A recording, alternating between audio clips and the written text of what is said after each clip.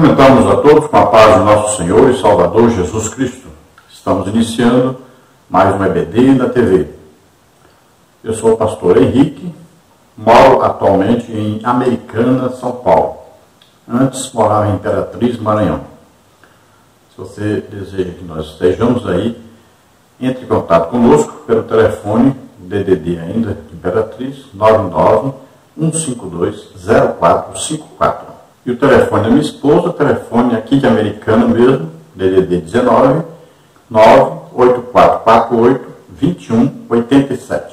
Meu e-mail, henriquelhas@hotmail.com. Também o telefone é Telegram. No Instagram, Facebook, Twitter, só colocar Luiz Henrique de Almeida Silva ou esse e-mail que você encontrará rapidamente. Também no LinkedIn. Vamos então à nossa lição. Nós estamos iniciando o segundo trimestre de 2020. Temos passado aí por tremendas dificuldades no país, no mundo. Um vírus que de repente se transformou num monstro e somos atacados, na verdade, por esse vírus como se fosse o final de todas as coisas, supervalorizar o vírus, que deveria ser tratado como uma gripe, como várias outras gripes foram tratadas no passado.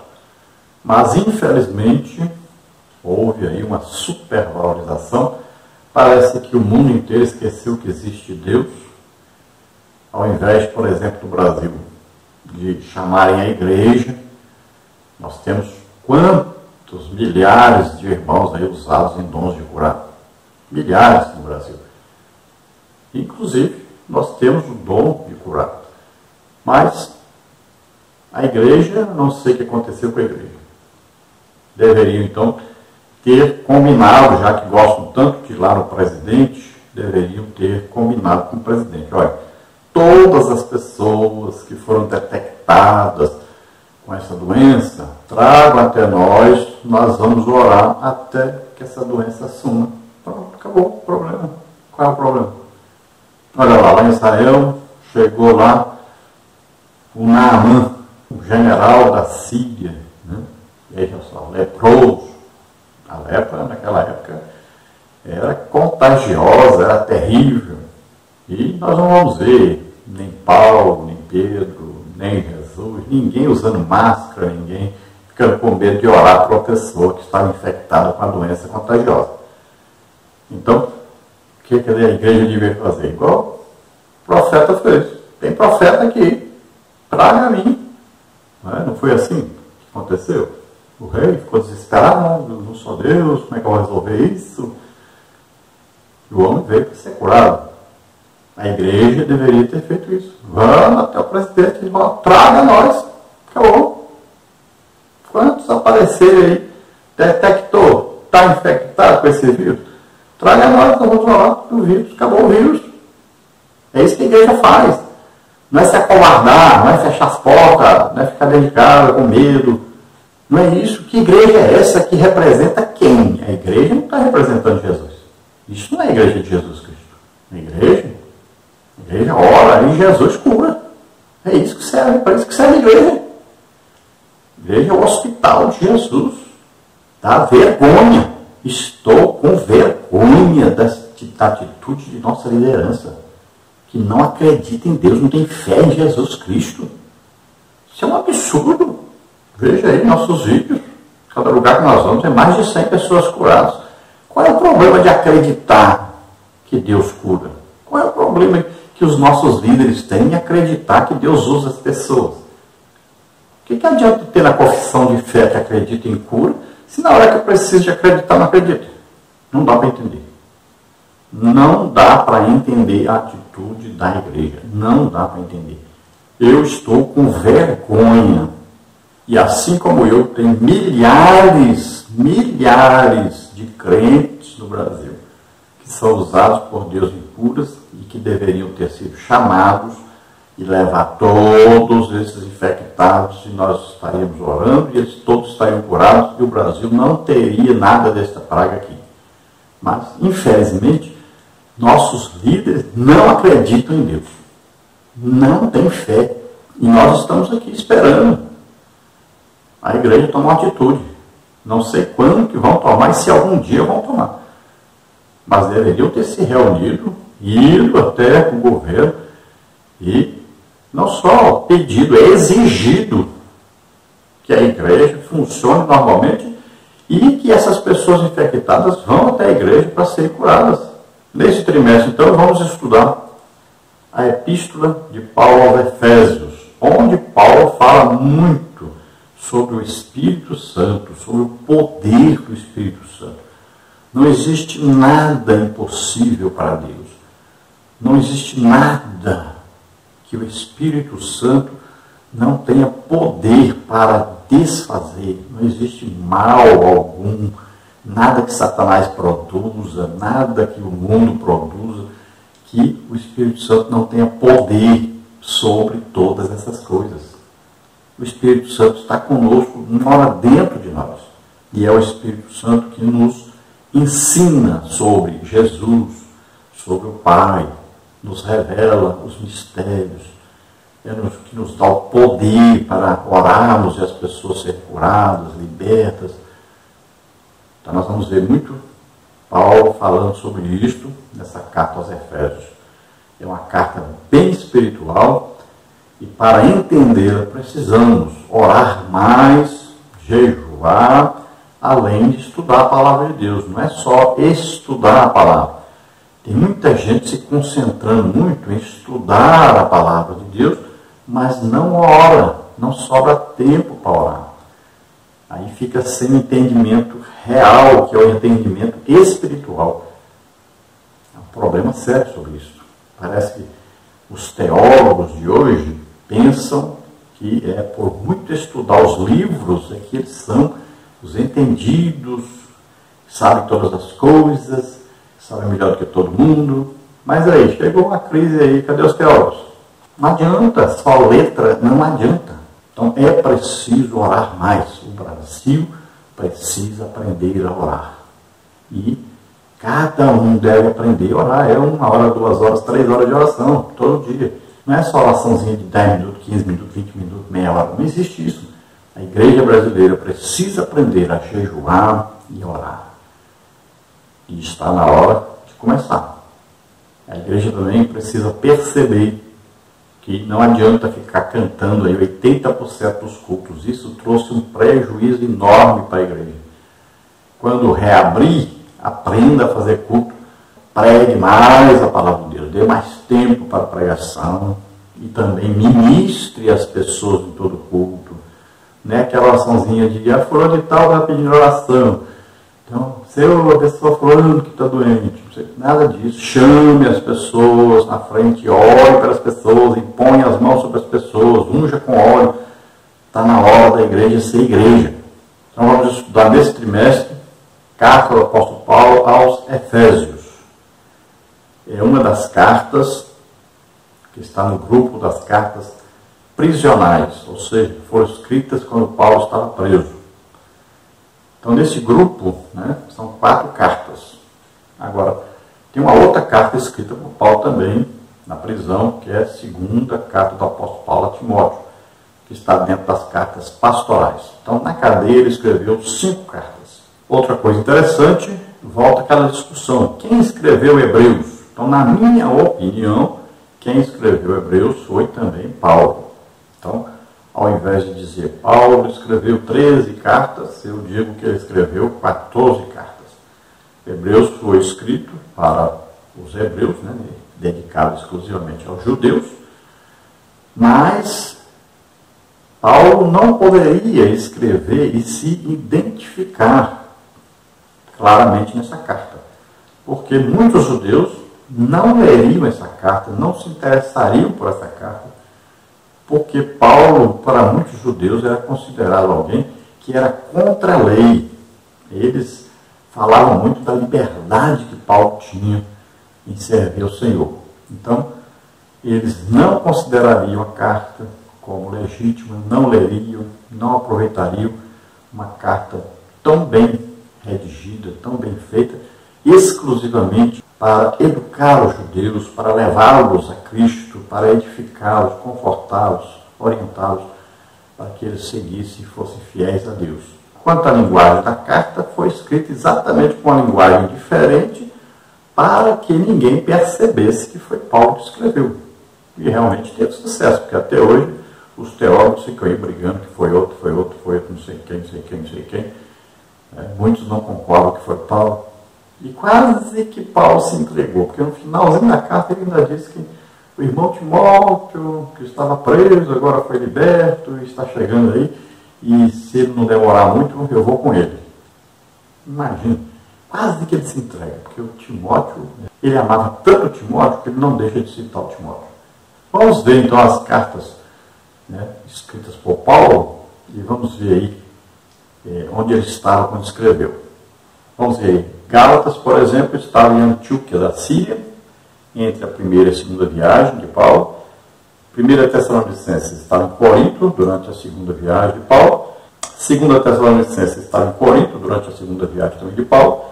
1 Coríntios estava em Éfeso, durante a terceira viagem de Paulo. 2 Coríntios ele estava na Macedônia, durante a terceira viagem de Paulo. Romanos ele estava em Corinto, durante a terceira viagem de Paulo. Efésios, ele estava em Roma, preso durante a primeira prisão de Paulo em Roma. Colossenses estava em Roma, também, durante a primeira prisão de Paulo em Roma. Filemão estava também em Roma, durante a primeira prisão de Paulo em Roma. Filipenses, ele estava também em Roma, durante a primeira prisão também de Paulo em Roma. 1 Timóteo estava na Macedônia, entre a primeira e segunda prisão de Paulo em Roma. Tito, em Nicópolis, entre a primeira e segunda prisão de Paulo em Roma. 2 a Timóteo, também em Roma, durante a segunda prisão de Paulo em Roma. E Hebreus, que nós não temos aí a localização. Então, outra coisa importante na lição a aprendermos é que tanto faz você falar carta do apóstolo Paulo aos Efésios, ou escrever epístola do apóstolo Paulo aos Efésios. Não, tanto faz. A epístola, ela vem no seu original de uma caixinha onde se colocava a carta. E com o tempo foram falando a epístola, porque pegavam aquela capa, né, aquela caixinha onde vinha a carta e acabavam. Veio a epístola de tal lugar, a epístola de tal lugar. Mas dentro da epístola estava a carta, e acabou. Então se adotando o nome epístola. Outra coisa muito interessante da lição é sobre os dois nomes, né? Saulo e Paulo. Tem gente que pensa assim, não, é porque o Saulo foi transformado em Paulo, então ele mudou de nome. Não, não é isso.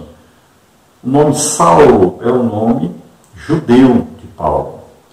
Esse nome foi dado em homenagem ao rei Saul, o homem mais famoso da tribo de Benjamim. Era Saul, que foi rei de Israel. Então Saulo nasceu descendente da tribo de Benjamim. Ele era judeu legítimo, né?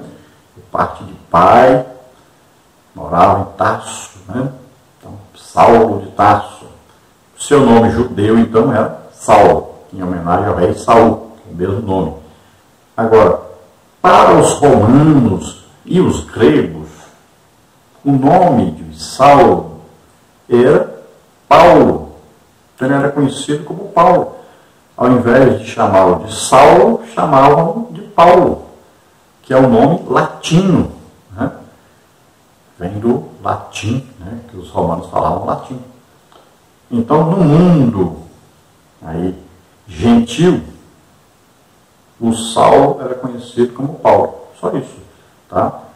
E é isso que diz a Bíblia, né? Saulo também conhecido como Paulo.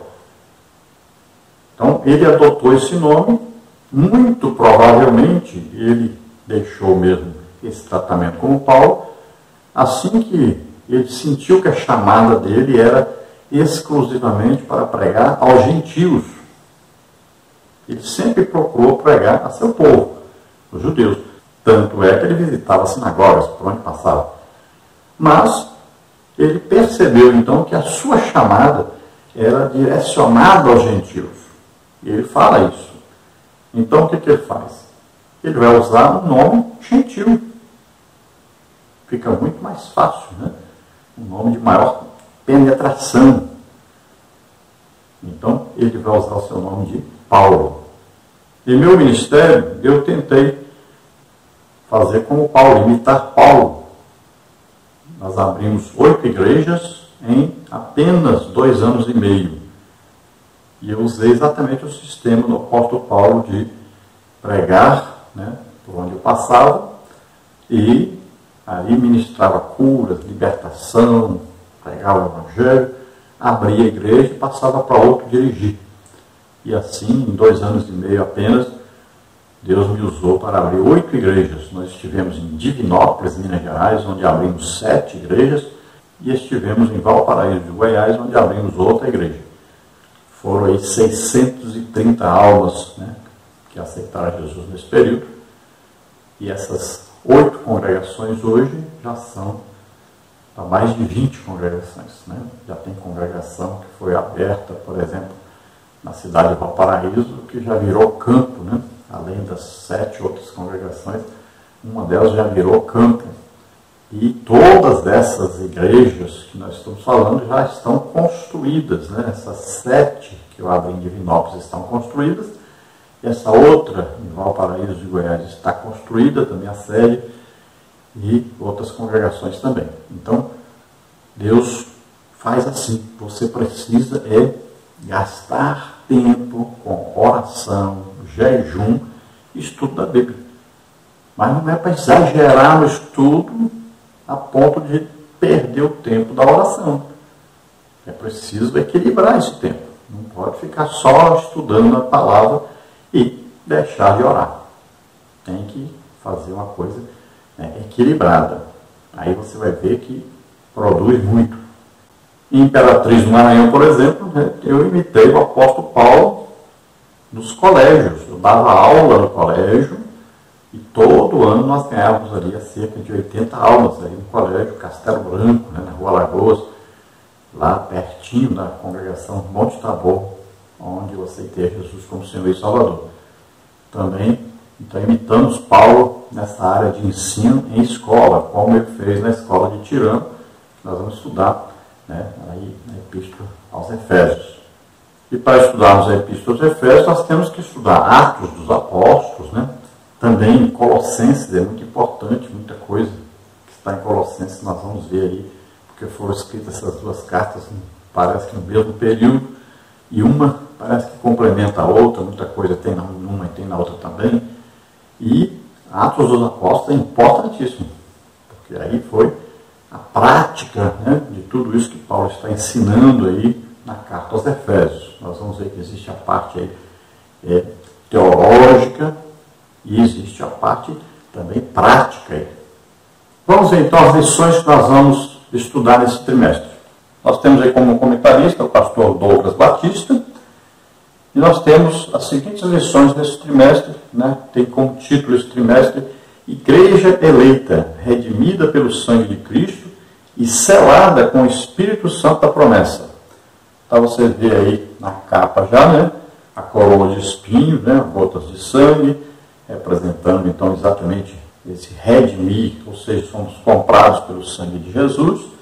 Você vê aí uma carta, né, e vê um selo aí, que é esse selo vermelho aí. Lá dentro do selo você vê um leão, né, com uma coroa, representando Jesus como Rei dos Reis. A carta então foi selada, e esse selo aí, ele representa então o selo do Espírito Santo. Todos nós que aceitamos a Jesus como Senhor e Salvador recebemos esse selo do Espírito Santo. Vamos ver as seguintes lições então durante o trimestre. Lição 1, carta aos Efésios, saudação aos destinatários, que é a lição de hoje. Lição 2, a sublimidade das bênçãos espirituais em Cristo. Lição 3, eleição e predestinação. Lição 4, a iluminação espiritual do crente. Lição 5, libertos do pecado para uma nova vida em Cristo. Lição 6, da condição dos gentios sem Deus. Lição 7, Cristo é a nossa reconciliação com Deus. Lição 8, edificados sobre o fundamento dos apóstolos e dos profetas. Lição 9, o mistério da unidade revelado. Lição 10, a intercessão pelos Efésios. Lição 11. Atributos da unidade da fé. Humildade, mansidão e longanimidade. Lição 12. A conduta do crente em relação à família. Lição 13. A batalha espiritual e as armas do crente. Na lição de hoje, nós vamos ver então o título aí, Carta aos Efésios, saudação aos destinatários. Vamos ver aí no tópico 1, autoria e data. Subtópico 1, autoria. Subtópico 2, assinatura apostólica. Subtópico 3, uma epístola da prisão. Subtópico 4, data. No tópico 2, nós vamos ver destinatários. Subtópico 1, a cidade de Éfeso. Subtópico 2, a religiosidade em Éfeso. Subtópico 3, a igreja de Éfeso. Subtópico 4, a saudação epistolar. Tópico 3, propósito e mensagem. Subtópico 1, o propósito. Subtópico 2, a mensagem. Bom, vamos então iniciar a lição, ver os comentários da primeira lição. Vamos ver aí, carta aos Efésios, saudação aos destinatários. A lição número 1 deste segundo trimestre de 2020.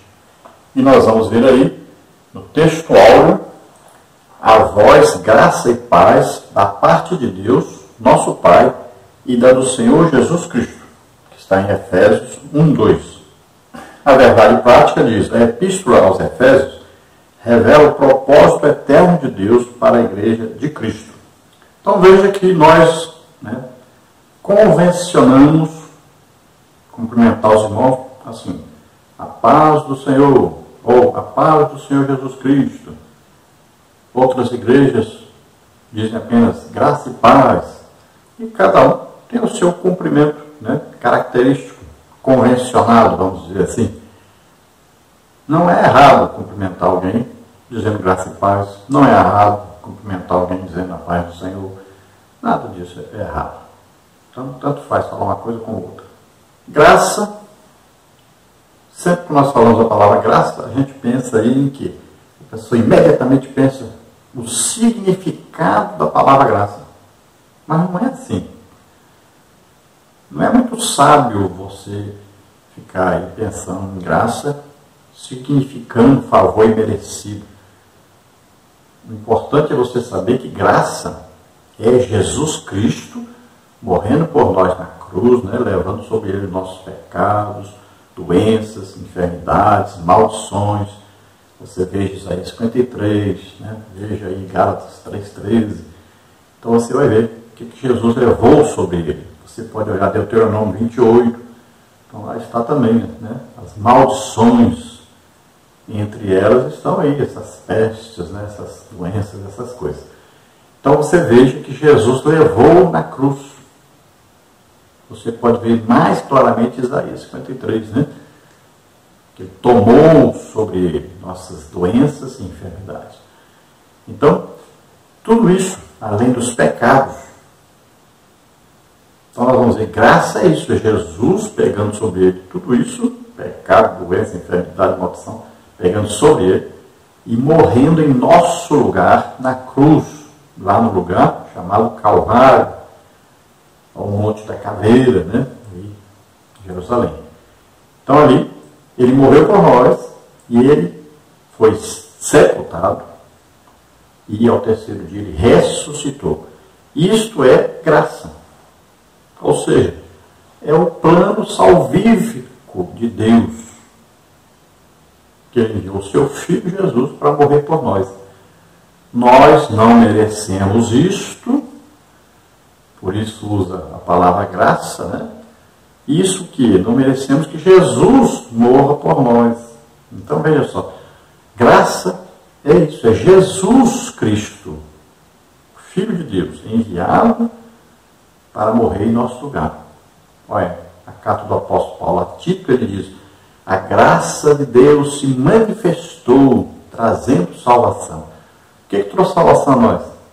Jesus morrendo por nós. Então, sempre quando você lê a palavra graça, lembre-se, estou falando de Jesus e o seu sacrifício por nós.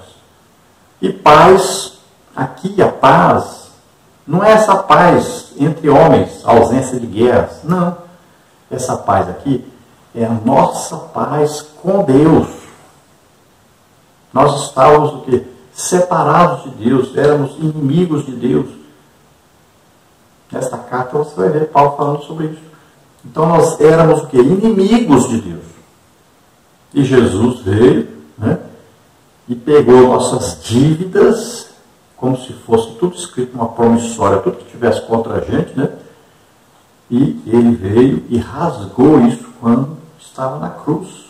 Isso acontece o quê? Espiritualmente, é claro. Então a promissória que nos era contrária, tudo que estava anotado, que nós cometemos de pecado, né? Ele pegou sobre ele. Por isso que diz que essa promissória foi rasgada, né? Então, olha só, essa paz aí foi conquistada por Jesus, que nos reconciliou com Deus. Então, acabou com essa inimizade. E a verdade prática fala para nós que essa epístola aos Efésios revela o quê? O propósito eterno de Deus para a igreja. A igreja é considerada o quê? A noiva de Cristo, né? Vamos nos casar com Cristo onde? Lá nas bodas do Cordeiro, né? Enquanto na terra estiver acontecendo a grande tribulação, nós estaremos no céu, tribunal de Cristo, depois bodas do Cordeiro. Então veja só. Então veja que esta epístola aos Efésios vai falar sobre isso, vai falar sobre esse propósito de Deus, esse propósito eterno. Veja bem, Deus não sabe apenas o presente, nem apenas o passado, mas Deus sabe tudo, tanto passado, presente como futuro. Para Ele não existe esse tempo que existe para nós, passado, presente, futuro. Para Ele tudo é presente. É como se fosse uma linha, né, de tempo que Ele enxerga aqui no início e enxerga no final já. Então Ele sabe o dia que eu nasci, sabe o dia que eu morri. Mas eu não morri ainda, mas Ele já viu. Então a sua presciência, que está dentro da sua onisciência, né, quando Ele coloca o homem na terra, Ele já olha lá no final. Então Ele sabe que esse homem vai pecar, envia seu filho para pegar esses pecados sobre ele e morrer no lugar dessa pessoa que estava condenada. Então, olha só, antes de criar tudo, Deus já sabia o que ia acontecer com a sua criação. Porque Ele olha lá no final e enxerga tudo que acontece aqui dentro, esse período, né? Então, por isso que Deus, a Bíblia diz assim, que Deus enviou seu Filho antes da fundação do mundo. Jesus foi enviado antes da fundação do mundo? Não. Jesus morreu por nós antes da fundação do mundo? Não. Já pensou, Ele teria morrido antes de nós pecarmos? Isso não existe, né? Ele morreu, o quê? Há 2020 e poucos anos atrás, né? Veja só, Ele veio na data certa, na época certa, na época determinada por Deus. Então veja só, não quer dizer que Ele morreu antes da fundação do mundo. É porque a linguagem, né, para quem não é espiritual, é complicada mesmo. Então as pessoas não conseguem entender. Mas é que Deus olhou no futuro, viu os homens pecarem, já fez um plano de salvação, né? No tempo determinado Ele envia seu Filho para morrer por nós, nos salvar. Então a morte de Jesus valeu para quem morreu antes dele na cruz, e vale também para quem morreu depois, e vale para nós que ainda estamos vivos. Então olha só, Deus olhou essa linha geral, tá? Então tem que compreender essas coisas. Então em Cristo, e essa frase aí, em Cristo, é muito importante nessa epístola. Está em Cristo. Você aceitou Jesus como Senhor e Salvador, veio morar em nós, então, todos nós do Espírito Santo, né? Quando nós fizemos isso, tomamos a decisão de aceitar Jesus, ouvimos o Evangelho, acreditamos no Evangelho, recebemos o Espírito Santo. Você vai ver isso aí em Efésios, capítulo 1, né? Versículo 13. Em quem estamos, ou seja, em Cristo. Quando? Depois que nós ouvimos a pregação, a palavra, a pregação do Evangelho da salvação, tendo crido nessa pregação, recebemos então o selo, né, do Espírito Santo. Olha só, Está aí em Efésios capítulo 1, versículo 13 em diante aí. Então, olha só, essa é uma sequência que Paulo indica da salvação.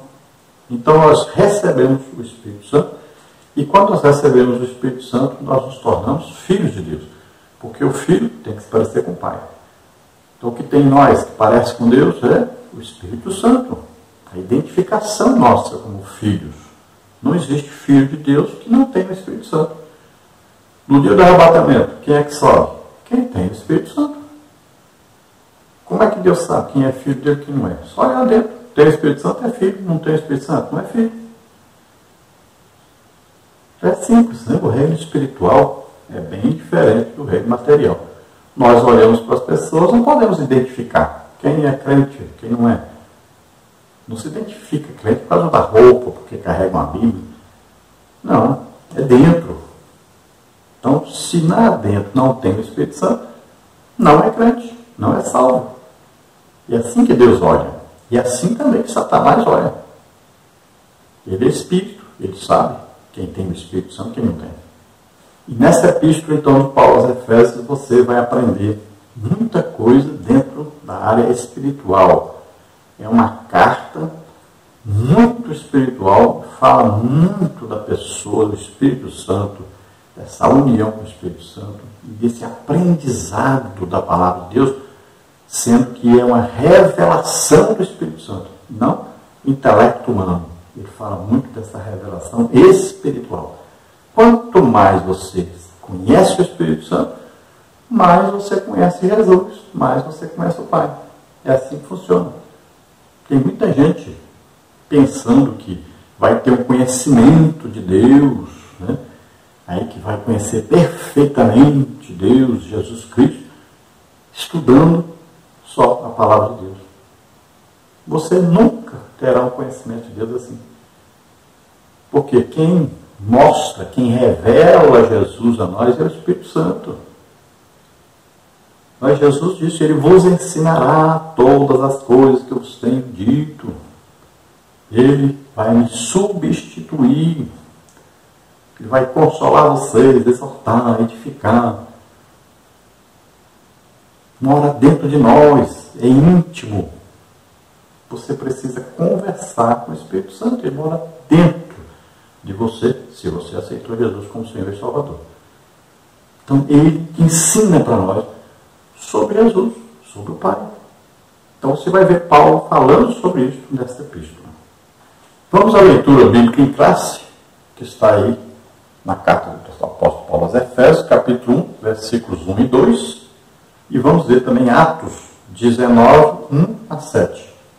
Então, Efésios 1, 1 e 2 diz assim: Paulo, apóstolo de Jesus Cristo, pela vontade de Deus, aos santos que estão em Éfeso e fiéis em Cristo Jesus.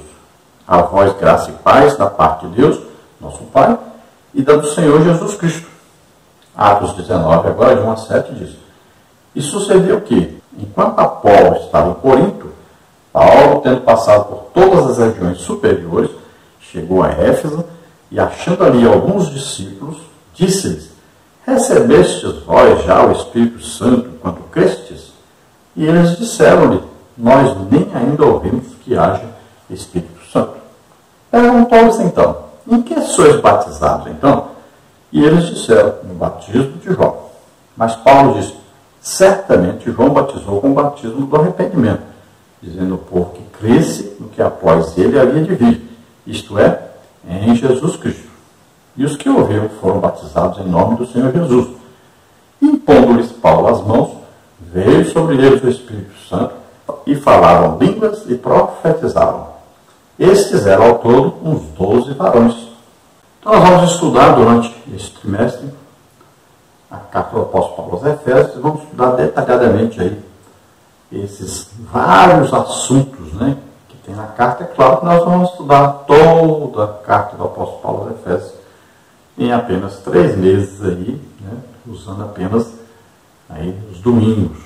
Não dá tempo mesmo, né? Nós poderíamos ficar, por exemplo, todo esse trimestre estudando apenas o capítulo 1. Mesmo assim, a gente não daria conta de estudar tanta coisa que tem aí em um capítulo só. Mas nós vamos ver que o comentarista, né, pastor Douglas Batista, escreveu aí pelo menos aí um resumo, né, para a gente entender mais ou menos aí o que Paulo queria com os Efésios ao escrever essa carta a eles. A introdução da lição diz assim: a Epístola aos Hebreus é denominada de a coroa dos escritos de Paulo e ainda de a rainha das epístolas. Nela, o propósito eterno de Deus para a igreja está revelado por meio de Cristo Jesus. Nesta lição, estudaremos os aspectos introdutórios e as principais abordagens doutrinárias da epístola. Durante este estudo, o conteúdo da epístola deve nos levar à adoração a Deus e ao aperfeiçoamento de nossa vida cristã. Então, pelo que nós sabemos, Éfeso é o lugar onde Paulo mais permaneceu, né? Por volta aí de 3 anos. Então, veja só que esta igreja é uma igreja especial para o apóstolo Paulo e é considerada a igreja aqui mais espiritual porque Paulo passou mais tempo ensinando ali. Então, esses crentes dali eram crentes que tinham maior conhecimento de Jesus Cristo do que as outras igrejas. Era uma igreja mais fortalecida, porque teve o ensino do apóstolo Paulo. Não só o ensino doutrinário, mas também o ensino prático. Paulo não apenas falou a respeito de Jesus, mas ele mostrou Jesus. Através de quê? Sinais, prodígios, maravilhas. Foram muitos milagres realizados ali. E foram tantos que algumas pessoas, como Paulo estava muito ocupado, pegavam os lenços e aventais de Paulo e levavam aos doentes, e os doentes eram curados. Ali também que aconteceu um fato inédito, né? Pessoas que mexiam com artes mágicas, que tinham livros caríssimos, mas muito caros mesmo, queimaram seus livros em praça pública, depois de se converterem a Jesus Cristo. Um fato que chamou a atenção de todos. E ali também aconteceu um fato que nunca havia acontecido em lugar nenhum, de reunir uma multidão ali, provavelmente umas 40 mil pessoas, gritando, né, ali, a sua idolatria, a rainha dos Efésios, a deusa dos Efésios, né, Diana. Ali aconteceu um fato também que é irônico, engraçado, né, que foram os filhos de Selva tentar expulsar o demônio, né, e eles falaram em nome de Jesus a quem Paulo prega, né. Então o demônio ali respondeu para eles: olha, eu conheço Jesus Cristo, né, sei quem é Paulo, também sei, mas vocês que são. E saltou sobre eles, né, e acabou que eles apanharam daquele demônio, ou dos demônios, não sabemos se era um outro, mais de um, né? Está parecendo até que seja mais de um, mas apanharam e saíram dos correndo com medo. Então veja só, um fato impressionante que também aconteceu aí na cidade de Éfeso, né? Enquanto Paulo estava ali. E na carta também aos Efésios nós vamos ver aí os ministérios, né?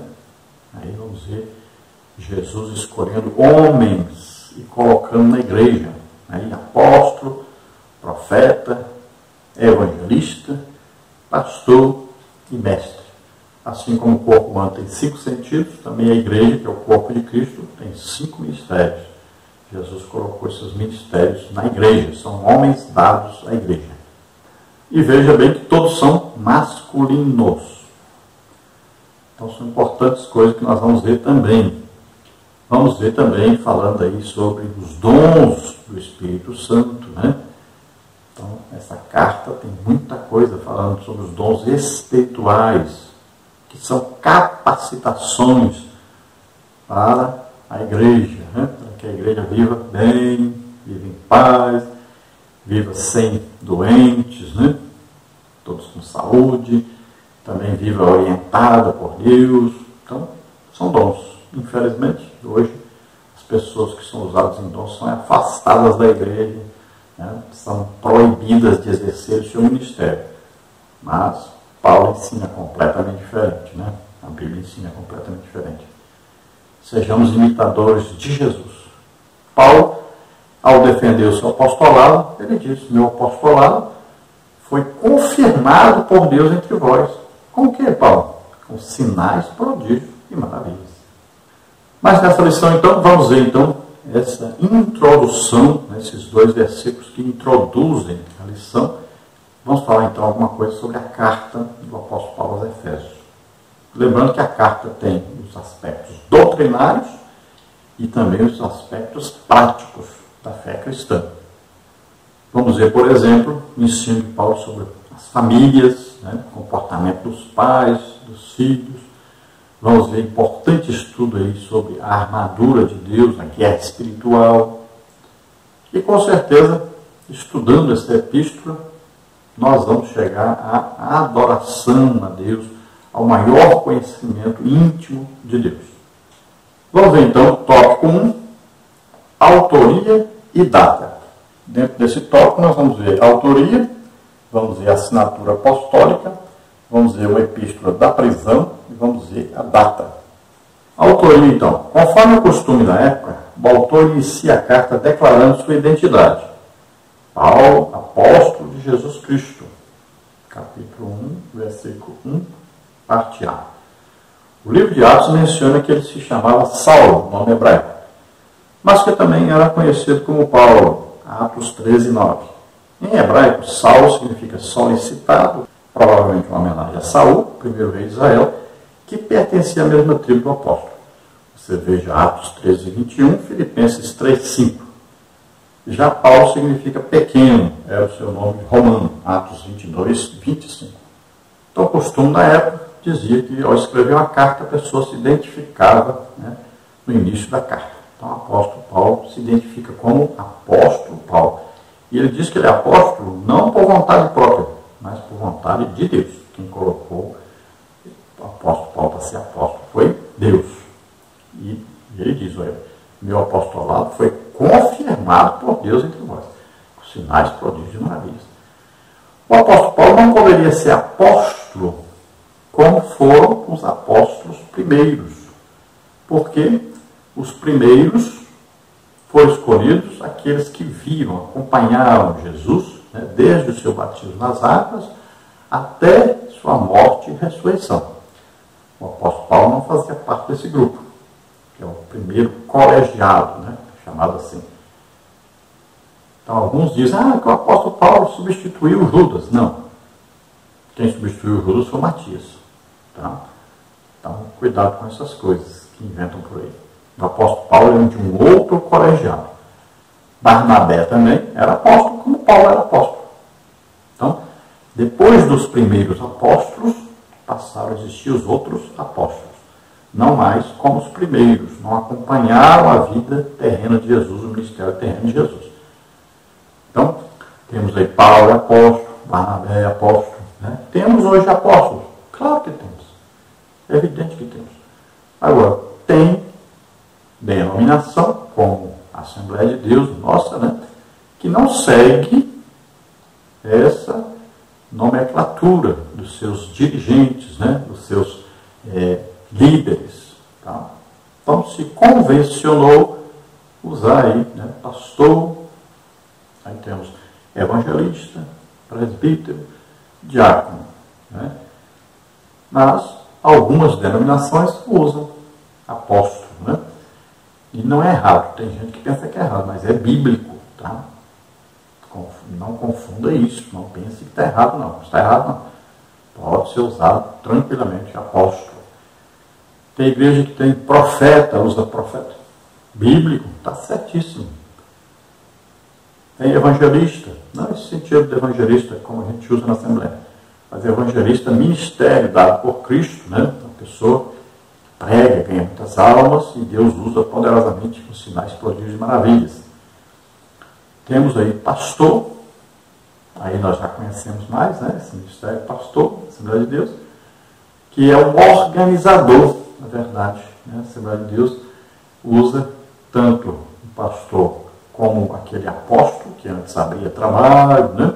Que aí na Assembleia de Deus é mais usado para missionário, mas o missionário não tem aquela autoridade que um apóstolo tinha. Paulo abriu igreja, mas ele tinha um ministério apóstolo, né? E era uma autoridade. Não é como os missionários. Então, o missionário não pode ser chamado de apóstolo por causa disso. Ele não tem essa autoridade que o apóstolo tinha na igreja, no início da igreja. E temos aí o mestre, né? Que é aquele que ensina a palavra de Deus. Dentro da área ministerial, o mestre é um ministro, assim como o pastor é ministro, assim como o profeta é ministro, assim como o evangelista é ministro, assim como o apóstolo é ministro. Então ele é um ministro. A igreja devia funcionar com esses 5 ministérios bem definidos. Tá? Então, aí um apóstolo, uma liderança que organiza, né, abrir a igreja, a organização de todas as igrejas. Tem ali um profeta, que é aquele homem que traz uma mensagem. Geralmente ele pode trazer uma mensagem no futuro, que vai acontecer no futuro, ou pode trazer a revelação de algo oculto. Tem um profeta. Existe também o evangelista, aquele que faz então as cruzadas evangelísticas, que organiza a evangelização da igreja, que é um homem muito usado também em milagres, né, e ganha muitas almas. Aí tem o pastor, que é o organizador da igreja local, dos cultos, né? Ele vai saber quem é que tem o dom de curar, quem é que tem o dom aqui, discernimento de espíritos. Então, ele vai organizar o culto de maneira que o culto aconteça e Deus esteja presente nesse culto e que Deus se agrade desse culto. Então, ele é organizador. Tanto ele é organizador da igreja local como dos cultos. Então, ele tem a visão dos ministérios para poder colocar cada um no seu lugar para que a igreja cresça e desenvolva. E tem o mestre, que é aquele que exclusivamente se dedica ao estudo, ao ensino da palavra de Deus. Agora, esse mestre ministério também é um homem usado por Deus em sinais, prodígios e maravilhas. Assim que é biblicamente. Né? Nós podemos ver aí que Pedro ensinava, Paulo ensinava. Né? Então, tinha o quê? Um dom do Espírito Santo que auxiliava o seu ministério. Então, o mestre aqui não é apenas um professor de escola dominical, mas é um ministério respeitado na igreja, assim como o pastor é respeitado, o profeta é respeitado, o evangelista é respeitado, o apóstolo é respeitado. Então, é ministério dado por Deus a um homem na igreja. Os ministérios são equipados com dons do Espírito Santo que confirmam que é Deus que escolheu esses ministérios. Então, se você vê uma pessoa que pode até ter uma aptidão para certa coisa na igreja, ou para o ensino, ou para a pregação, uma coisa, mas se ele não tiver um dom do Espírito Santo, ele não foi confirmado ainda por Deus para esse ministério. Porque Deus, ele autentica o ministério. Veja bem, o apóstolo Paulo disse, o meu apostolado foi então autenticado, confirmado, né, mostrado por Deus entre vocês com o quê? Com sinais, prodígios e maravilhas. Então é muito simples isso, né? Olha lá, Marcos 16 diz que os discípulos após saíram pregando e Deus confirmava a pregação deles com sinais, prodígios e maravilhas. Olha, Jesus, varão aprovado por Deus entre vós com o quê? Com sinais, prodígios e maravilhas. Deus mostra quem ele escolhe. Com o quê? Sinais, prodígios e maravilhas. Então o apóstolo Paulo, antes, era chamado Saulo quando estava se dedicando exclusivamente aos judeus. É o nome, então, mesmo nome do rei Saul, que era da tribo de Benjamim, assim como Paulo também é da tribo de Benjamim. Paulo é fariseu, descendente de judeu, seu pai era judeu legítimo, e ele não comprou o seu título de cidadão romano. Ele tinha o título porque nasceu numa província romana. Então, Saulo, nome hebraico. E Paulo era conhecido no mundo gentílico, que era o que? Formado por gregos e romanos, principalmente. Então, ele era conhecido aí como Paulo. E o nome Paulo significa pequeno. Né? Lembrando que os romanos falavam latim. Então, exatamente esse nome Paulo vem do latim. Subtópico 2, a assinatura apostólica. Nas 13 cartas de sua autoria, o apóstolo se identifica como Paulo, nunca como Saulo, provavelmente por considerar o nome mais apropriado para evangelizar o mundo gentílico, Romanos 11:13. Outro detalhe relevante é a reivindicação de sua autoridade apostólica com a ressalva pela vontade de Deus, Efésios 1:1. Isto é, não escolhido por homens, Gálatas 1:1. Então, em suas epístolas, nas 13, que eu considero Hebreus também, como a epístola de Paulo, mas lá não é identificado, nem poderia ser, porque ele queria escrever uma carta aos Hebreus, exclusivamente para eles, com ensino sacerdotal.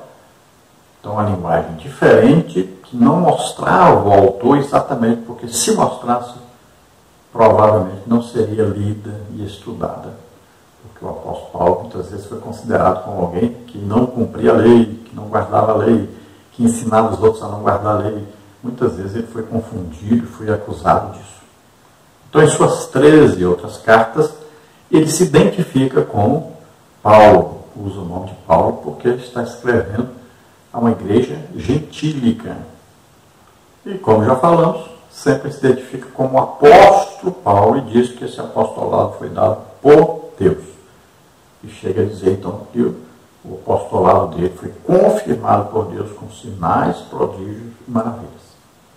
Então, ele deixa bem claro que ele não foi escolhido por homens. Por exemplo, Matias foi escolhido pelos apóstolos, confirmado por Deus, através de um sorteio.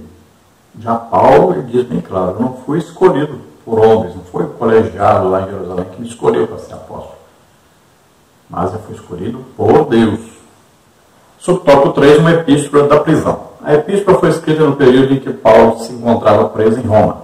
Ele se identifica como o prisioneiro de Jesus Cristo, como está 3:1 aí, O preso do Senhor, como está em 4:1. E o embaixador em cadeias, como está em 6:20. Isso indica que era uma carta enviada do cárcere. Por essa razão, ela integra o rol das epístolas da prisão, redigidas aos Efésios, aos Filipenses, aos Colossenses e a Filemão. Então, essa carta foi escrita quando Paulo estava preso em Roma. E ele identifica-se como preso de Jesus Cristo. Ele se identifica como estando preso. Prisioneiro de Jesus, preso do Senhor, embaixador em cadeias, tudo isso identifica que ele estava preso. E na prisão, nós sabemos que ele escreveu 5 cartas, 4 cartas são chamadas cartas da prisão, e uma carta, que é a última carta do apóstolo Paulo a Timóteo, a segunda carta, que foi escrita na prisão também, mas é considerada uma carta pastoral. E temos aí Hebreus, que acreditamos que ele escreveu também na prisão, muito provavelmente a última carta que ele escreveu, lembrando-se do povo judeu, escrevendo para o povo que ele amava tanto, que queria tanto que ele se convertesse. Então, as 4 cartas, aí consideradas cartas da prisão, são Efésios, aí tem Colossenses, tem Filipenses e tem a Filemão. Subtópico 4, data. De acordo com Atos, após realizar 3 viagens missionárias e implantar igrejas na região do Mediterrâneo, Paulo esteve em prisão domiciliar por cerca de 2 anos, Atos 28:30, entre 60 e 62 d.C., aproximadamente. A partir dessa premissa, a data provável da redação da Epístola aos Efésios ocorreu por volta de 61 e 62 d.C., sendo Tíquico como seu portador, 6:21. Quem levou essa carta para Éfeso foi Tíquico, considerado um amigo íntimo do apóstolo Paulo e um homem muito fiel. Paulo elogiou muito Tíquico. Tópico 2, então, destinatários. Nós vamos ver aí a cidade de Éfeso, vamos ver a religiosidade em Éfeso, vamos ver a igreja de Éfeso e vamos ver a saudação epistolar. Subtópico 1, então, a cidade de Éfeso. Fundada por volta de 1050 a.C., tornou-se um centro político, comercial e religioso da Ásia Menor, atual país da Turquia. Era uma cidade litorânea, cujo porto desaguava no mar Egeu. Sua rua principal era pavimentada em mármore com colunas trabalhadas em ambos os lados. Era considerada uma metrópole com cerca de 500 mil habitantes. Tinha o maior anfiteatro do mundo, com capacidade para 25 mil espectadores. Próximo dali ficava o estádio com a pista de corridas e a arena onde ocorriam as lutas entre animais selvagens, como também entre homens e animais. Então, a fundação da cidade em torno de 1050 a.C. Tornou-se então um centro político, comercial e religioso. Aí veja aí 3 coisas que podem fazer uma cidade, né? Uma cidade importantíssima. Estava na Ásia Menor, que é onde está ali, né? A Europa, e o local é, mais precisamente, a Turquia. Ela faz parte, essa igreja de Éfeso, faz parte daquelas 7 igrejas do Apocalipse, que Jesus endereçou, né, aos 7 pastores dessas 7 igrejas. Aí significando as épocas da igreja, né? E nós vamos ver que todas essas igrejas não existem mais. As 7 igrejas se acabaram. Hoje, essa região aí é uma região totalmente muçulmana. Então, o islamismo, né, que é a religião prevalecente, com 99% então, de pessoas que moram nessa região que são islâmicas ou muçulmanas. Então, veja bem que é o perigo que existe para a igreja ser uma igreja que não presta atenção na doutrina e na oração. Não é equilibrada. Então, Jesus advertiu os pastores, os líderes, quanto às heresias e à falta de comunhão com Deus. Olha aí, acusa até de deixar o primeiro amor. Então, não existia nem um segmento correto da palavra de Deus e nem a intimidade com Deus. O que aconteceu? A igreja fechou. Vejam só que coisa terrível. Será que estamos passando por um período assim? Olha aí, o calvinismo está entrando aí na Assembleia de Deus, né? A torta e a direita. Que é exatamente o que? A negação da atualidade dos dons espirituais. Olha só. Se é o Espírito Santo que está conosco, como é que você vai negar a atualidade dos dons? Coisa absurda. E as heresias que estão sendo ensinadas. Então, os calvinistas acreditam em predestinação, né? Dizendo que Deus já escolheu quem vai ser salvo, quem não vai, e que a pessoa já está salvo, tanto faz se está em pecado ou não, já está salvo, né? Como Judas, por exemplo, se suicidou para eles, foi escolhido, está salvo, não importa se se suicidou. Aí acreditam em graça irresistível, né? Que quem Deus escolheu, ouviu o Evangelho, aceita e pronto, não recusa de jeito nenhum. Né? Então são ensinos que são heresias e que a Igreja Assembleia de Deus, em muitas, já colocaram até para ser superintendente da escola bíblica dominical, esses tais calvinistas. Porque são crentes disfarçados. Tem o nome de assembleianos, mas adotaram o calvinismo. A gente tem chamado a atenção muitas vezes aqui, mas insistem. E a própria CPAD está cada vez mais editando livros e bíblias calvinistas. Infelizmente. Veja aí essa Bíblia Hoffman, o tanto de notas calvinistas que tem aí. Veja esse monte de livros que tem aí, que estão editando. E o resultado está aí. A igreja está fechada. Porque o Espírito Santo não aceita isso. Calvinistas que negam a atualidade dos dons do Espírito Santo, negam o batismo do Espírito Santo, que é evidente falar em línguas atualmente. E as assembleias estão cada vez se tornando menos pentecostais. Cada vez tem menos pessoas batizadas do Espírito Santo, quase não se vê ninguém com dons espirituais, uma igreja que quase não mora mais. Por quê? Calvinismo na liderança. Esses cursos de teologia estão acabando com a igreja. São aí uns jovenzinhos metidos a besta, que não têm experiência nenhuma com Deus, nunca nem leram a Bíblia toda, mas tem um anelzinho no dedo e diz que são teólogos. Estão destruindo a igreja. E aí está o castigo, aí está o resultado, a derrota, a vergonha da igreja. Essa cidade, então, de Éfeso, era considerada uma metrópole, mas, pelo que nós vemos na maioria dos escritos, ela tinha por volta de 250 mil habitantes. Na época de festas, né, principalmente aí dedicadas à deusa Diana, que eles acreditavam, então a cidade poderia chegar até 500 mil pessoas, mas a população normal em torno de 250 mil pessoas. Ela possuía um teatro muito grande, com capacidade para 25 mil pessoas, que você visitando lá hoje, você pode ver as ruínas, né? Então aí tem as pistas de corrida, de cavalo, tem as arenas onde soldados lutavam, onde animais lutavam, e tem as ruas, né? Ali uma rua principal que conduzia até o porto, uma rua toda de mármore, com colunas, né? Coisa maravilhosa.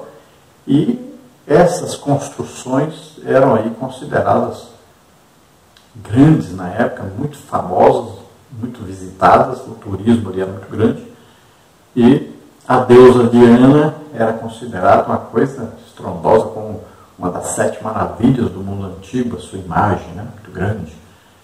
Tudo isso, então, se acabou e a igreja prevalece até hoje. Mas na região a igreja não prevaleceu, a igreja fechou. Subtópico 2, a religiosidade em Éfeso. A cidade abrigava o templo de Ártemis, ou seja, Diana, a deusa da fertilidade, construído em mármore. A economia da cidade dependia dos milhares de turistas que a visitavam. Sua maior fonte de renda era o comércio de nichos de prata vendidos no templo, razão pela qual seus moradores ficaram alarmados com a pregação de Paulo contra a idolatria. Atos 19, 27 a 29. Então, a cidade, muito conhecida por causa dessa deusa Ártemis, que fazia com que se vendesse ali muitas, né, imagens, figuras, né, dessa deusa, e o comércio era muito grande em torno dessa idolatria, e também com a visitação de tantos turistas do mundo inteiro que iam para lá para ver essa imagem, né, toda em mármore, muito famosa, muito grande, também aquelas construções. Então, a cidade cresceu muito, desenvolveu muito, se tornou muito importante. Paulo pregou lá e falou contra a idolatria. E a pregação de Paulo, um homem cheio do Espírito Santo, com sinais, prodígios e maravilhas, confirmando a palavra que ele pregava, trouxe a conversão de muitas pessoas, inclusive muitos que trabalhavam com artes mágicas, que se converteram e queimaram esses livros que eram caríssimos. Subtópico 3, a igreja de Éfeso. Paulo evangelizou a cidade e seus arredores durante 3 anos, Atos 20 e 31. Quando chegou a Éfeso, o apóstolo encontrou 12 discípulos, os quais batizou nas águas e conduziu a receber o batismo no Espírito Santo, Atos 19, 5 a 7. Em seguida, evangelizou os judeus na sinagoga por um espaço de 3 meses, Atos 19, 8. E como alguns judeus resistiram ao evangelho, voltou-se para os gentios, pregando num salão alugado na escola de Tirano, Atos 19, 9. Então nós sabemos, através do livro de Atos dos Apóstolos, né, que Paulo chegou a Éfeso e ali ele encontrou 12 irmãos que, na verdade, eles tinham ouvido Apolo pregar o evangelho. Apolo, pelo jeito, não era batizado no Espírito Santo. E veja bem que ele está fora do padrão, né, de pregadores. Jesus disse: ficai em Jerusalém até que do alto seja revestido de poder, e então ser-me-eis testemunhos. Tinha que esperar o batismo do Espírito Santo para depois sair pregando. Olha o trabalhão. Pregou, as pessoas, ali 12 homens diziam ter se convertido, mas Paulo chega e vai falar para eles do evangelho e vê que percebe, né, o crente percebe que as pessoas não são batizadas do Espírito Santo. Perguntou: vocês foram batizados do Espírito Santo quando creram? Mas nem ouvimos falar, eles disseram. Apolo, como parece que não era, também não falou sobre. E Paulo então pergunta: que batismo vocês foram batizados? Não são batizados no batismo de João Batista. Apolo, olha só, além de não ser batizado do Espírito Santo, também não poderia ter batizado eles realmente como o Evangelho manda. corretamente, em nome do Pai, do Filho e do Espírito Santo. E com a autoridade de Jesus, como ele não era batizado no Espírito Santo, ele não tinha essa autoridade, nem para pregar, nem para batizar ninguém. Aí, o que aconteceu? Paulo pega, batiza aqueles irmãos nas águas de novo, agora batismo cristão, na autoridade de Jesus. Paulo tinha essa autoridade. E ele ora por eles, e eles são batizados no Espírito Santo. E quando eles são batizados no Espírito Santo, o que acontece? Falam em línguas e profetizavam. Veja bem, falavam em línguas e profetizavam. Duas coisas diferentes. Algumas vezes acontece isso. As pessoas são batizadas no Espírito Santo e profetizam. Outras vezes só falam em línguas.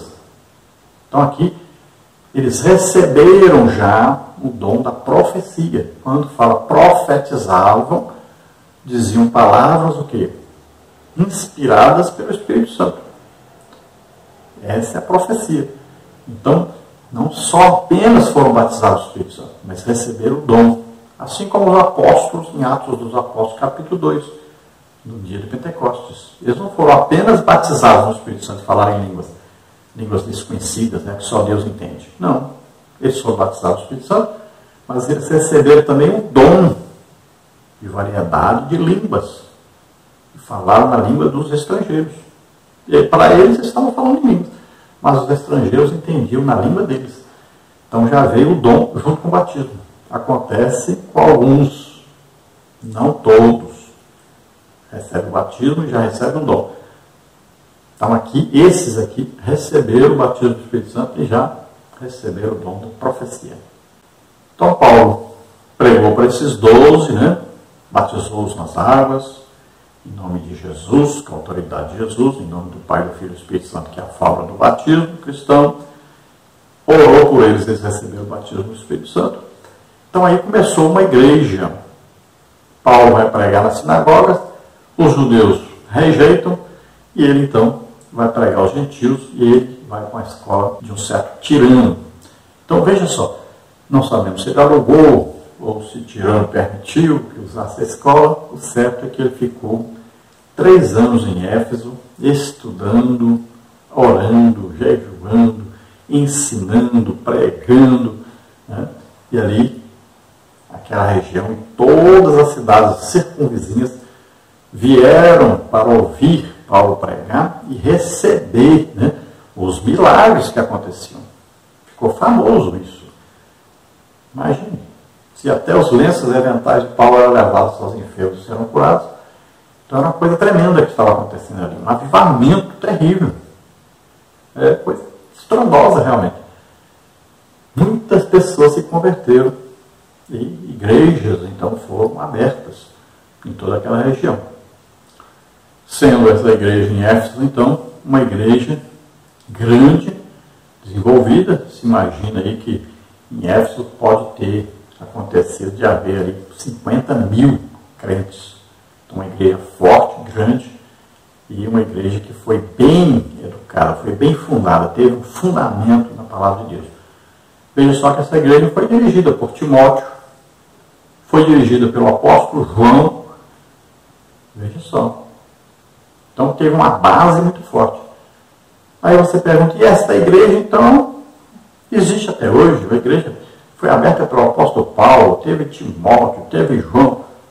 Pois é, fechou. Acabou. Não tem mais crente por lá.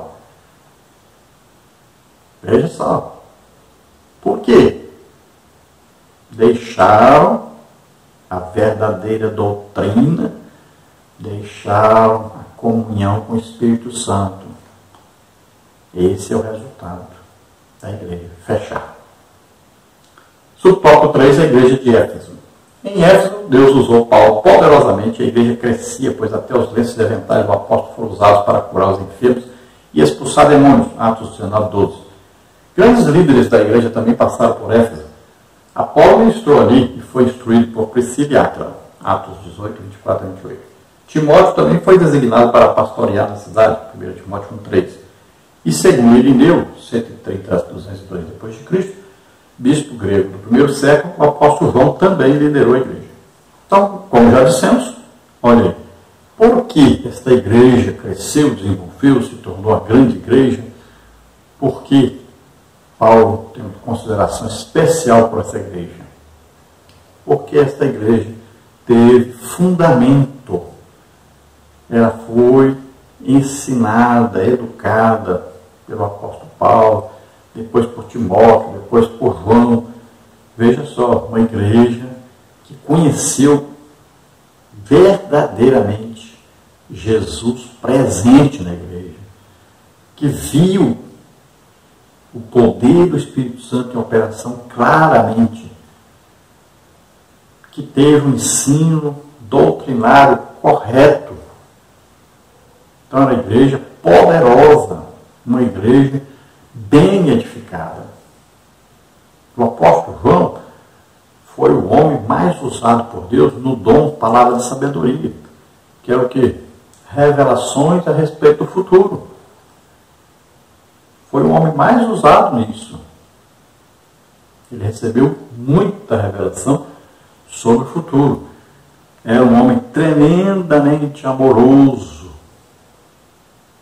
Embora tenha começado o ministério, ao lado de Jesus, como aí chamado como filho do trovão, pessoa que não era muito amorosa, mas se tornou com o tempo uma pessoa muito amorosa, aconselhador, pessoa que tinha umas revelações impressionantes a respeito do futuro, que escreveu Apocalipse. Então veja só, uma igreja assim não poderia nunca fechar, não poderiam nunca se acabar. Mas Jesus, escrevendo ao próprio João, revelou para ele sobre essas igrejas que existiam ali na Turquia, que representavam as igrejas do mundo inteiro de suas épocas. E olha só, todas fechadas. Jesus diz: achará fé na terra quando vier o Filho do Homem? Graças was flesh to go devour tonight. Se não fosse a graça de Deus. Tomemos cuidado. Voltemos à oração e ao jejum. Cuidado. Cuidado, liderança. Vocês precisam deixar dinheiro e se voltar para a oração e jejum. Urgente. Parem de serem avarentos. Subtópico 4, a salvação é epistolar. A salvação é a mais breve dentre todos os escritos de Paulo. Ele se dirige aos santos e fiéis em Cristo Jesus, capítulo 1, versículo 1. Isto é, aqueles que foram separados e consagrados para ser a propriedade exclusiva de Deus. 1 de Pedro 2,9. Paulo os cumprimenta com as palavras graça e paz, capítulo 1, versículo 2. Uma expressão que lembra o favor gratuito e imerecido de Deus. Quanto aos destinatários, a maioria dos intérpretes considera que a epístola era uma carta circular destinada aos cristãos de maioria gentílica das muitas igrejas da Ásia, provenientes de Éfeso, a metrópole mais importante daquela região. Então Paulo se dirige aos santos e fiéis em Cristo. Todo crente, quando ele aceita Jesus como Senhor e Salvador, na mesma hora que ele aceita Jesus como Senhor e Salvador, ele é declarado santo, ele é totalmente perdoado de todos os seus pecados, justificado. Ele agora é considerado como uma pessoa que é filho de Deus, mora na terra, tem dentro dele o Espírito Santo. Ele agora vai começar uma vida nova, agora com Deus. Todas as coisas velhas, os pecados, maneira de vestir, de falar, de agir, tudo aquilo acabou.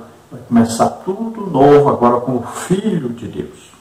Então, se nós vamos escrever uma igreja, nós acreditamos que a igreja é o povo santo, irrepreensível, povo filho de Deus, povo que luta e vence o pecado, povo que está em comunhão com o Espírito Santo. Então Paulo escreveu assim. É claro que ele sabia que muitos dentre eles não estavam em condição de salvação, já estavam em pecado. É evidente que ele sabia disso. Todos nós sabemos disso. Dentro da igreja existe uma outra igreja, né, que vive em pecado. Se houver o arrebatamento, não vão subir. Nós sabemos disso. Mas a gente não pode identificar olhando para a pessoa. Quem conhece é só Deus. Então Paulo os cumprimenta, dizendo graça e paz. Graça, sempre lembrando, Jesus Cristo, morrendo por nós, levando o nosso pecado, doenças, enfermidades, maldições sobre ele. E paz aqui, paz com Deus. Jesus nos reconciliou com Deus, através da sua morte e sacrifício por nós. Então a carta aqui, escrita aos Efésios, né? Mas alguns consideram, porque em alguns manuscritos não aparece a palavra aos Efésios aí, né? Então consideram que é uma carta circular destinada a passar por várias igrejas, dentre elas a igreja de Éfeso. Eu particularmente acredito que a igreja de Éfeso era realmente o destino da carta de Paulo, porque é um lugar que ele passou mais tempo e ele, é claro que ele dedicaria uma carta exclusiva a este lugar.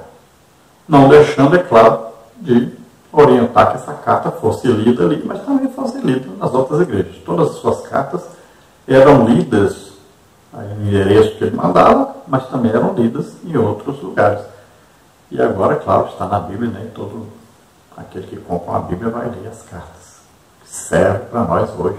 Essas cartas são sempre atuais. Vamos então ao tópico 3, o último tópico, propósito e mensagem. Subtópico 1, o propósito. Subtópico 2, a mensagem. Subtópico 1, o propósito. Também é possível perceber outro tipo de ênfase do apóstolo. O passado daqueles cristãos era marcado pela imoralidade e bebedeiras, mas, uma vez salvos pela graça, eles deveriam adotar um novo estilo de vida em Cristo. 2, 1 a 10. Destaca-se ainda uma preocupação com a unidade e a paz entre os judeus e gentios cristãos, enfatizadas pelo plano universal da redenção para ambos. 2, 11 a 18. Sobre essas premissas, então, podemos considerar que uma das intenções do autor aos Efésios era de atender às múltiplas necessidades da igreja numa perspectiva pastoral. Por isso, a carta é apontada por estudiosos como tratado teológico sobre a igreja e o corpo de Cristo. Então, o propósito do apóstolo Paulo parece ser, então, ajudar aqueles irmãos que antes eles viviam totalmente afastados de Deus, debaixo do domínio de Satanás, mas agora estavam vivendo uma nova vida. Eles teriam que combater o pecado, teriam que deixar todo o passado, começar uma vida totalmente nova e viver na prática da sua nova fé. Lembrando que eles viviam no meio de pessoas idólatras e pessoas que trabalhavam e mexiam com artes mágicas, né?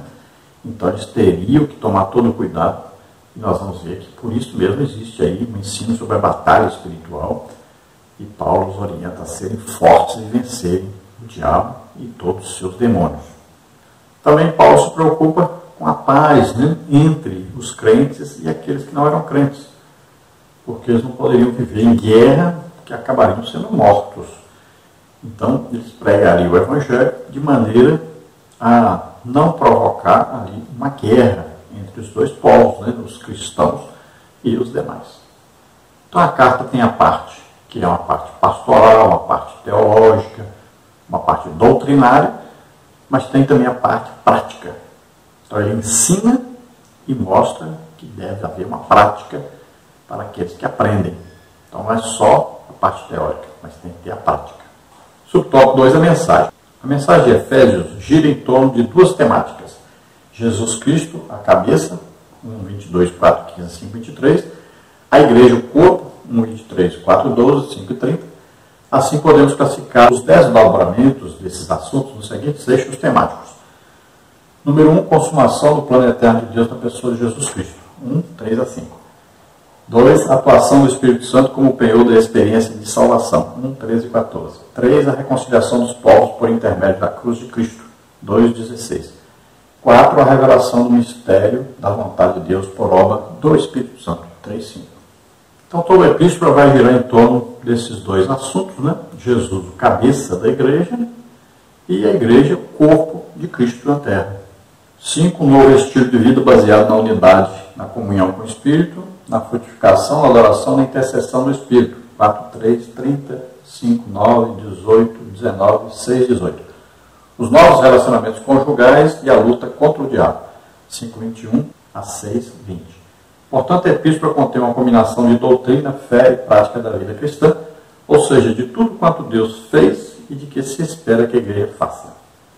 E temos aí na segunda parte, então, uma parte mais prática, onde Paulo diz o que a igreja deve fazer, no combate ao diabo, no relacionamento aí da família, relacionamento entre os irmãos, relacionamento conjugal e a luta contra o diabo e todas as suas potestades, né, todos os seus demônios.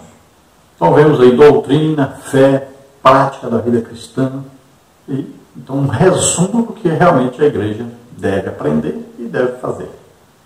Conclusão, então, para terminar, a epístola revela um elaborado resumo da salvação e suas implicações para a vida cristã. Seu conteúdo recorda o favor imerecido que recebemos gratuitamente da parte de Deus.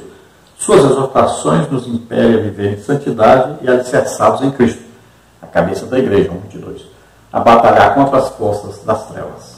Então esta é a lição, um resumo, né? E como é a primeira lição, geralmente então toma mais tempo, nós procuramos então dar um resumo mais detalhado, algumas coisas, né, nos aprofundamos mais, mas durante o trimestre nós vamos ver mais detalhes dentro de cada uma coisa aqui mencionada, cada um dos assuntos, né, doutrinários e práticos. Se você ouvindo a palavra de Deus, deseja aceitar Jesus como Senhor e Salvador, é a sua oportunidade. Vamos orar agora. E se você está doente e está enfermo, também estaremos orando por você. Vamos orar. Pai querido, em nome de Jesus, recebe o Senhor por filhos esses que se chegam a Ti arrependidos dos seus pecados. Concede a eles, Senhor, o Espírito Santo, ajuda-os nesta hora. Pai querido, aqueles que estão doentes, enfermos, em nome de Jesus, o ministro agora cura sobre eles. Solta essas vidas, em nome de Jesus, todos aqueles que estão com febre, dores, disenteria, que estão com esse vírus aí maligno, em nome de Jesus, solte agora em nome de Jesus, toca, Senhor, essas vidas, cura, Senhor, todos aqueles que estão doentes, enfermos, toca agora neles, em nome de Jesus, faz o milagre, Senhor, solta essas vidas em nome de Jesus, solta, toca, Senhor, em nome de Jesus, nós te agradecemos em nome de Jesus, o Pai, amém, glória a Deus.